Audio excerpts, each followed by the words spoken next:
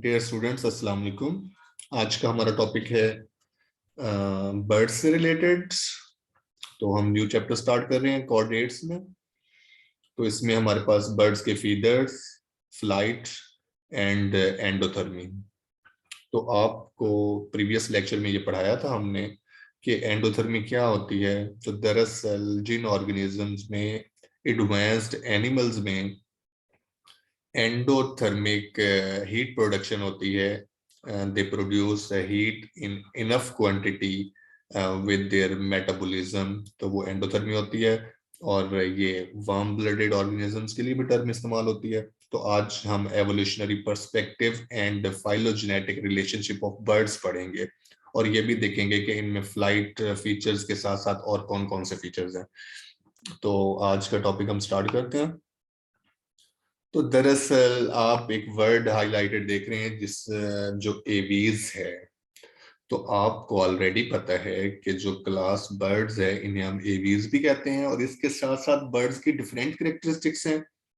अगर हम अपनी स्टडी के इस टॉपिक को और इन नोट्स को साइड पर रख के सोचें बर्ड्स कैसे होते हैं, तो हम सब ने बर्ड्स देखे हुए हैं, और हमारे माइंड में फौरन आता है, कोई हमें कहे कि बर्ड्स की खसूसियात बताएं, तो हम कहते हैं कि बर्ड्स के पर होते हैं, वो उड़ सकते हैं, उनकी चोंच होती है, और बर्ड्स प्यारे भी लगते हैं। और इनमें टाइप्स भी हैं कुछ, के बर्ड्स फ्लाइंग भी हैं और रनिंग बर्ड्स भी हैं। इसके साथ साथ अगर हम अपने साइंटिफिक नॉलेज की तरफ चले जाएं, तो हमें आइडिया है कि जो बर्ड्स होते हैं उनका वजन भी कम होता है। और हमने ये छोटी क्लासेस में भी पढ़ा, और मेजर स्टडीज में भी आके पढ़ा कि बर्ड्स की जो बोन्स होती हैं दरअसल वो हॉलो होती हैं, और उनमें एयर सैक्स होते हैं जिनकी वजह से उनका वजन कम होता है, और अपने स्ट्रॉन्ग विंग्स की वजह से वो उड़ सकते हैं। तो दरअसल इन कैरेक्टरिस्टिक्स के साथ साथ आज हम ये भी पढ़ेंगे, और प्रीवियस लेक्चर में भी पढ़ा था कि बर्ड्स इवॉल्व हुए हैं किन से, रेप्टाइल्स से। और जो मिसकंसेप्ट है हमारा कि बर्ड्स से मैमल्स इवॉल्व हुए हैं, तो आज हम इसको करेक्ट कर रहे हैं। मैं फिर से रिपीट कर रहा हूं कि जो बर्ड्स और मैमल्स हैं ये दोनों रेप्टाइल्स से ही इवॉल्व हुए हैं, और रेप्टाइल्स से ही इनकी एवोल्यूशनरी डिफरेंट लिनिएज है। ऐसा नहीं है कि सीक्वेंस में हम देखें कि फिशेस से एम्फीबियंस, एम्फीबियंस से रेप्टाइल्स, रेप्टाइल्स से बर्ड्स एंड देन बर्ड्स से मैमल्स। ये रॉन्ग कंसेप्ट है। तो रेप्टाइल्स से दरअसल टू डिफरेंट लाइंस में बर्ड्स और मैमल्स इवॉल्व हुए। तो अभी हम बर्ड्स के बारे में पढ़ेंगे और देन उसकी तरफ नेक्स्ट मैमल्स भी पढ़ेंगे। तो हम बर्ड्स का कंप्लीट चैप्टर पढ़ने के बाद मैमल्स की स्टडी करेंगे। तो अब हम बर्ड्स की कैरेक्टरिस्टिक्स पढ़ेंगे, then evolution of birds from reptiles पढ़ेंगे। तो डिफरेंट हाइपोथेसिस हैं, थ्योरीज हैं, उसको देखते हुए हम देखेंगे कि हमारे पास जो बर्ड्स हैं मोस्ट फेमिलियर और कौन से हाइपोथेसिस को एक्सेप्ट किया जाता है। Birds are traditionally classified as class aves. हमें पता है इसे क्लास एवीज कहा जाता है। Birds have adaptations for flight. इनके पास ये अडाप्टेशन है, और इन्होंने जो उड़ने की सलाहियत है वो हासिल कर ली है। और मेजर कैरेक्टरिस्टिक्स क्या है इस क्लास की? Their appendages are modified to wings, कि इनकी जो आउटग्रोथ है, अपेंडेजेस हैं, वो क्या हो गया, वो फीदर्स में कन्वर्ट हो गई, और ये उड़ सकते हैं। इन्हीं विंग्स की वजह से ये उड़ सकते हैं। तो the body is covered by feathers. इनकी बॉडी पर होते हैं। दरअसल अगर हम बर्ड्स की बॉडी को देखें, बर्ड्स की बॉडी को देखें तो उनकी बॉडी पर फर होते हैं। जो है वो पर होते हैं, काफी सारे पर होते हैं जो उनकी बॉडी को ढांपता है। तो ये भी इनका एक फीचर है। जैसे मैमल्स में उनके हेयर्स उनकी बॉडी पर होते हैं, उनका फीचर है, इसी तरह बर्ड्स के फीदर्स जो हैं वो छोटे बड़े पर, विंग्स के साथ साथ वो इनका फीचर है। Birds are endotherms. तो वही टर्म्स अभी जो मैंने रिपीट की वो यहाँ फिर आ गई।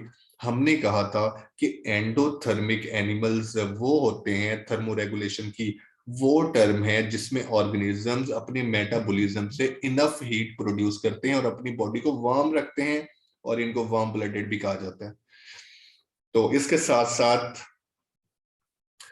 They have high metabolic rates, तो इनका जो मेटाबॉलिज्म रेट होता है वो हाई होता है। It means indirectly endotherms repeat हो रहा है कि ये मेटाबॉलिज्म से एनर्जी और हीट अपनी क्रिएट कर लेते हैं, बना लेते हैं। तो their vertebral column is modified for flight, तो इनका वर्टिब्रल कॉलम भी इस शेप में ढला होता है जो इनको उड़ने में हेल्पफुल होती है।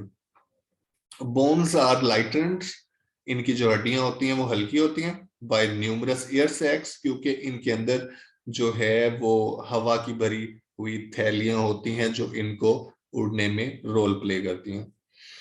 Modern birds possess horny bill and they lack teeth, तो इनके पास जो है वो हमारे पास चोंच होती है। आपने बर्ड्स के, परिंदों की चोंच के बारे में बात हो रही है, तो उसके साथ साथ इनमें टीथ नहीं होते। तो ये भी इनकी एक अडाप्टेशन है और इनकी कैरेक्टरिस्टिक्स है। तो अब हम इन कैरेक्टरिस्टिक्स के साथ, जो आपने पहले भी पढ़ी हुई है कई बार, उसके साथ साथ अब हम इसके एवोल्यूशन की तरफ बढ़ते हैं। तो हमारे पास there are close similarities between birds and reptiles, दोनों के दरमियान तो बहुत सारी सिमिलैरिटीज हैं। That is why birds are also called glorified reptiles. आपके पीपीएससी में या किसी भी टेस्ट में या इंटरव्यू में पूछ लिया जाए कि ग्लोरिफाइड रेप्टाइल्स क्या हैं, तो आप सिर्फ एक वर्ड बोलेंगे और उसका वो ट्रू आंसर होगा, और वो होगा बर्ड्स। के तरक्की याफ्ता रेप्टाइल्स कौन है? बर्ड्स हैं। तो ये वर्ड बहुत इंपॉर्टेंट है जो अभी हम पढ़ने लगे हैं। Following are possible ancestors of birds, तो साइंस कह रही है कि पॉसिबिलिटी तो हर जगह है, हम एक चीज को ऑथेंटिक कर दें और कुछ ही अरसे में वो ऑथेंटिक चीज रॉन्ग हो जाए और कोई और हाइपोथेसिस पॉसिबिलिटी ट्रू आ जाए, तो हम क्योंकि मेजर स्टडी कर रहे हैं तो इसलिए हम कुछ भी ऑथेंटिक नहीं कहेंगे, तो पॉसिबिलिटीज सारी हम कंसीडर करेंगे। तो उन पॉसिबिलिटीज में जो इंसेस्टर्स ऑफ बर्ड्स हैं, तो उन सब को हम पढ़ेंगे और देखेंगे कि ये किन के साथ ज्यादा सिमिलर हैं और क्यों हैं। तो उन सब में सबसे पहले हमारे पास आर्कोसोर्स हैं, इंसेस्टर्स, जो हमने प्रीवियस लेक्चर में भी पढ़ा था, उसको हम यहाँ पर रिपीट करने लगे हैं। The ancestor of the birds is ancient archosaurs. Other flying reptiles in this evolutionary lineage are pterosaurs and pterodactyls.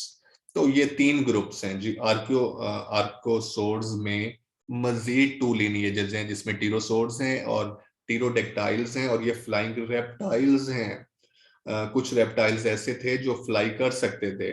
मैंने आप लोगों को एक वीडियो लिंक शेयर किया था जिसमें एक इंग्लिश सॉन्ग था आर्कियोप्टेरिक्स के बारे में, तो उसमें आपने इनकी एक वर्ड सुना होगा, लाइक फ्लाइंग रेप्टाइल्स। तो दरअसल कुछ रेप्टाइल्स में फ्लाइंग कैरेक्टरिस्टिक्स भी थी, तो वो टीरोसोर्स और टीरोडेक्टाइल्स हैं, बट दीज आर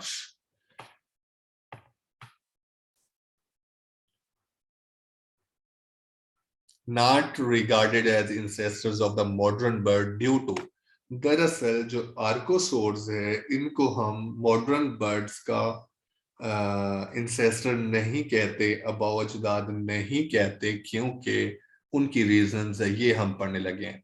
क्योंकि जो इस ग्रुप के रेप्टाइल्स थे उनमें क्लेविकल्स बोन्स लॉस्ट हो गई थी, और बर्ड्स में तो क्लेविकल बोन है जो इतनी अडॉप्टेड है, इतनी स्ट्रॉन्ग है, जो विंग्स को हमारी बर्ड्स की चेस्ट कैविटी और वर्टिब्रल कॉलम के साथ अटैच करती है ताकि वो स्ट्रॉन्ग मूवमेंट ऑफ विंग्स कर सके और वो उड़ सके। और जिन आर्कोसोर्स में क्लेविकल बोन ही लॉस्ट हो गई, तो दरअसल इंसेस्टर में वो बोन नहीं है, बर्ड्स में वो बोन कैसे आ गई? तो इस एक बेस की बुनियाद पर हमने कहा कि बर्ड्स में, क्योंकि इन रेप्टाइल्स के ग्रुप में क्लेविकल लॉस्ट हो चुका था, तो हम बर्ड्स को इनके जो मॉडर्न ऑफस्प्रिंग्स कैसे कह सकते हैं, इसी के बारे में पढ़ रहे हैं। These reptiles lost the clavicles long before, बहुत अर्सा पहले, the appearance of birds, birds के आने से बहुत अर्सा पहले। तो clavicle is an important avian characteristics, तो ये तो बर्ड्स की बहुत अहम करेक्टरिस्टिक है। तो clavicle is used for the, अब उसका अटैचमेंट ऑफ फ्लाइट मसल्स, उसका फंक्शन आ रहा है जो भी मैंने बताया। Clavicle is used for attachment of flight muscles in birds, birds में फ्लाइट मसल्स के अटैचमेंट के लिए रोल प्ले करता है। Thus, pterosaurs and pterodactyls were not strong flying animals like birds. तो इनकी तरह वो स्ट्रॉन्ग नहीं थे, इसलिए हमारी पहली रीजन तो यही है कि जो हमारे पास आर्कियोसोर्स हैं वो इंसेस्टर नहीं हैं मॉडर्न बर्ड्स के, क्योंकि उनमें क्लेविकल बोन नहीं थी। तो इसकी दूसरी reason, they do not have feather wings, तो उनके जो विंग थे वो फीदर्स नहीं थे, वो ट्रूली स्किन थे। कि आपने उस वीडियो में देखा हो कि जो रेप्टाइल्स फ्लाई कर रहे थे उनके फ्लैप थे, बिल्कुल ऐसे ही फ्लैप कभी आपने देखा हो कि जो एडवेंचर बेस्ड या एडवेंचर फिलिक लोग होते हैं वो जो है एरोप्लेन से छलांग लगाते हैं और उनके बॉडी, उन्होंने एक ऐसा कॉस्ट्यूम पहना होता है जिनमें जो है वो फ्लैप्स होते हैं और वो उसकी हेल्प से खुद को मूव कराते हैं। और कई बार ये हॉलीवुड मूवीज में भी दिखाया गया है और ये है। तो इन रेप्टाइल्स में फ्लैप थे जो ट्रू स्किन मसल से थे, तो मसल्स और उनके ऊपर ट्रू स्किन थी, तो फीदर नहीं थे, पर नहीं थे, हेयर्स नहीं थे। तो इसलिए इनको हम कह रहे हैं कि ये मॉडर्न बर्ड्स के इंसेस्टर्स नहीं है। Their flight surface was composed of membranous fold of skin. तो फोल्ड ऑफ स्किन की बात आ गई जो मैंने अभी बताई आप लोगों को। तो इसके साथ साथ हमारे पास सुरिस्चियन इंसेस्टर्स, कि हमने कहा कि पहले इंसेस्टर आर्कोसोर्स पॉसिबल हो सकता था, लेकिन हमने रिजेक्ट कर दिया, साइंस कहती है नहीं ये नहीं हो सकते। तो दूसरे हमारे पास सुरिस्चियन इंसेस्टर्स हैं, इनकी क्या फिजिबिलिटी है इनके बारे में भी देखते हैं, और टर्म आर्कियोप्टेरिक्स यहाँ आ रही है। Therefore, these flying reptiles are not taken as ancestors, तो इनको भी ancestors नहीं लिया जाता। क्यों? Thus modern birds were derived from Suristian lineage of dinosaurs, क्योंकि therefore these flying reptiles are not taken as ancestors, क्योंकि हम कह रहे हैं कि जो फ्लाइंग रेप्टाइल्स हैं वो इंसेस्टर नहीं लिए जा सकते, लिहाजा हम कहते हैं कि modern birds derived from saurischian lineage of dinosaurs. अगर ऐसा है तो क्यों है? This lineage also include bipedal carnivorous dinosaurs like हमारे पास tyrannosaurs. According to cladistic interpretation the birds are modern dinosaurs. तो ये दरअसल इसके साथ सुरेस्टियन इंसेस्टर्स के साथ सिमिलरिटी बेस्ड पर मॉडर्न बर्ड्स को मॉडर्न डायनासोर्स भी कहा जाता है, लेकिन डायनासोर्स की बॉडी और बर्ड्स की बॉडी तो कुछ मैच नहीं करता।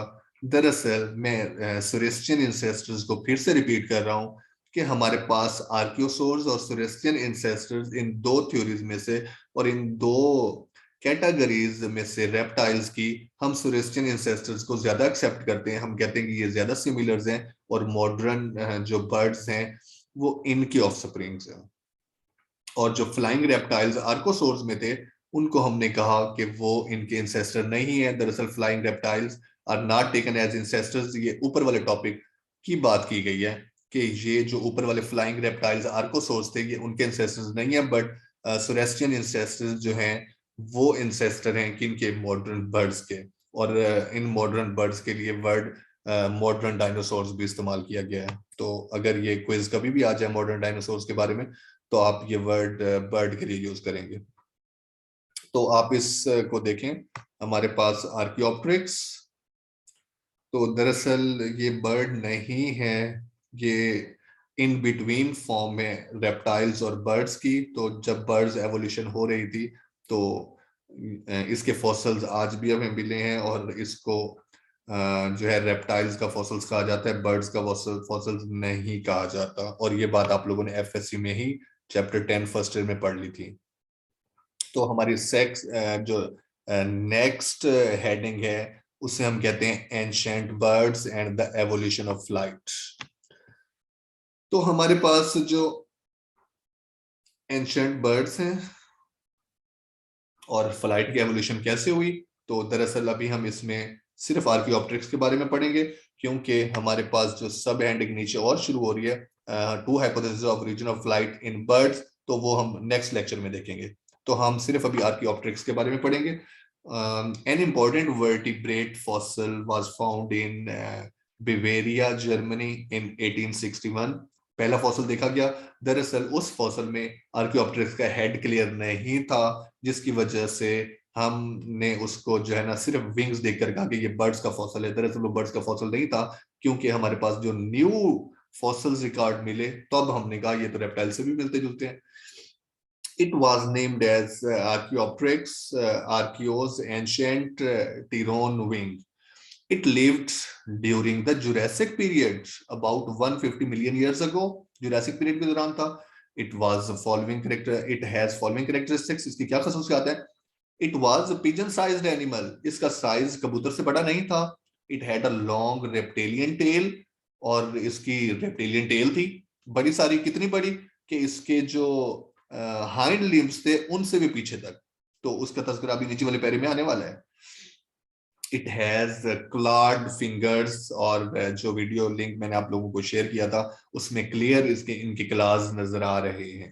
तो उसका भी इसमें यह तस्करा हो गया। The complete heads of this specimen was not preserved, क्योंकि जब इसका फर्स्ट फॉसिल मिला तो उसमें इसका कंप्लीट प्रॉपर हेड हमें नहीं मिला। The imprints of feathers on the tail and on shorts were found। तो जो हमें निशानात मिले पर के, जो इनके feathers थे on the tail and on short were found, तो सिर्फ हमें उसका जो बॉडी पार्ट था वो मिला, हेड नहीं मिला। और इसकी टेल के ऊपर इनके विंग्स के जो हैं वो इम्प्रिंट्स थे। इट हैज राउंडेड विंग्स, इसके राउंड विंग्स थे, तो शार्प नहीं थे। ये आप देखें इसके जो यहाँ पर विंग्स दिखा रहे हैं ये राउंडेड फॉर्म में है। तो इसी को हम देखते हैं। These characters are the main evidence that this was a fossil of an ancient birds, के पुराने बर्ड्स का ये फॉसल हो सकता है, लेकिन क्योंकि वो एक फर्स्ट फॉसल था, फॉसल रिकॉर्ड था, तो जैसे ही नए फॉसल रिकॉर्ड मिले तो हमने इसके बारे में न्यू वर्ड्स भी इस्तेमाल किए। A complete fossil Archaeopteryx was discovered 16 years later. तो जब पहला हमें 1861 में फॉसल मिला तो उसके 16 साल बाद, 16 इयर्स के बाद हमें एक और फॉसल मिला। A complete fossil Archaeopteryx was discovered 16 years later. It has teeth in beak-like jaws। तो उसकी बीक जैसे जो जाज थे, जबड़े थे, उसके अंदर दांत भी थे। तो later 4 other fossils of Archaeopteryx were discovered। तो 4 और भी इसके fossils रिकॉर्ड मिले। These fossils supported the idea of reptilian ancestry of birds। दरअसल आर्कियोप्टेरिक्स को रेप्टाइल्स का हम फॉसिल्स लेते हैं, और तब भी हमने इस थ्योरी को सपोर्ट किया कि दरअसल बर्ड्स इवॉल्व हुए किन से, रेप्टाइल्स से। तो इसके लिए 2 हाइपोथेसिस हैं कि ओरिजिन ऑफ फ्लाइट कैसे हुई बर्ड्स में। तो ये हाइपोथेसिस हम नेक्स्ट लेक्चर में पढ़ेंगे। तो आज के लेक्चर के लिए इतना ही। अगर आपका कोई भी क्वेश्चन है तो आप कमेंट बॉक्स में जरूर मेंशन कर सकते हैं। हाँ जी, अपना ख्याल रखिएगा। अल्लाह हाफिज।